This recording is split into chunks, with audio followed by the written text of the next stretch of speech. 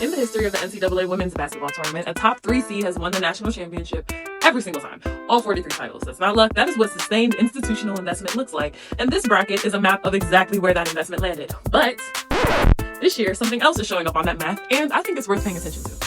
I'm Lerae, your favorite lawyer and former D1 hooper, and this is the Rapid Rundown, the programs that built the women's game.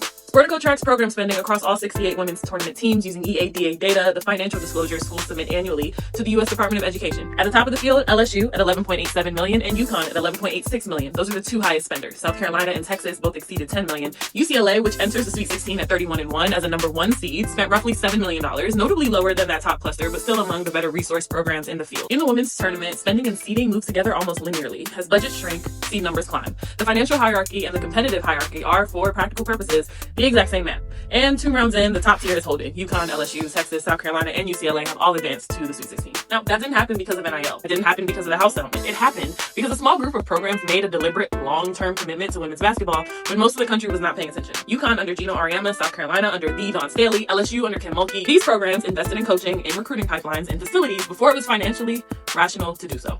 LSU and South Carolina spent more on women's basketball than men's basketball in the 2023-24 season. That is a statement of institutional priority, and it reflects directly in where those programs sit in the bracket.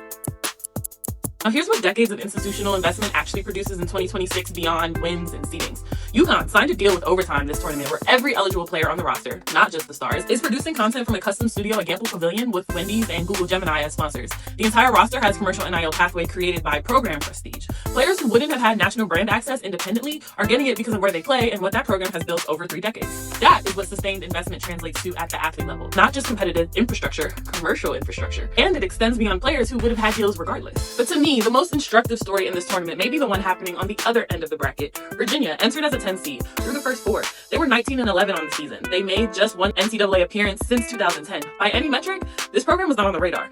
They've now beaten Arizona State, beaten Georgia in overtime, and beaten number 2 seed Iowa in double overtime, becoming the first 4 team in women's basketball history to reach the Sweet 16.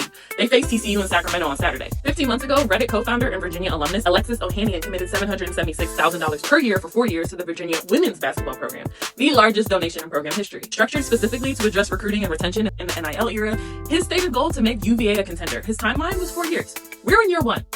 Virginia's run doesn't fit the legacy investment model. This isn't decades of endowment building. This is targeted private capital paired with intentional coaching, producing results inside a single year. That matters because it signals what the next era of investment in the women's game might look like. It won't only come from programs that built their infrastructure in the 1990s. It's going to come from alumni, from venture capital, from people who look at the women's game and see undervalued assets. What that means for athletes at every level of the bracket is the question that my next Quick 5 is built to answer. I'll see you very soon.